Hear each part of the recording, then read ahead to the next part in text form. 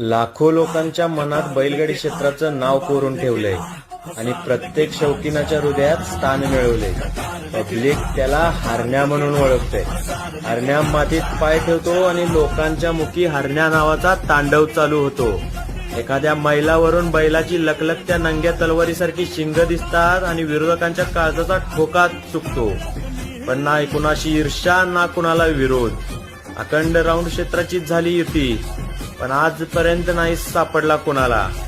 विजयाच्या शृंगारांचा इतिहास असा रचून ठेवलाय कारण हरण्याच्या कपाळी आशीर्वाद आहे कोल्हापूरच्या मातीचा. शर्यत क्षेत्रातला असा नंदी जो पट्ट्यावर आला तरी त्याचा विजय ठरल्यासारखा आहे. आज कर्नाटकातून सत्कारासाठी हाक आली आणि पोचला वाघ पब्लिकचं प्रेम घ्यायला.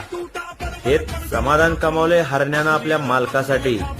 परत एकदा सज्ज आहे तो सांगायसाठी सगळ्यांना की अंगात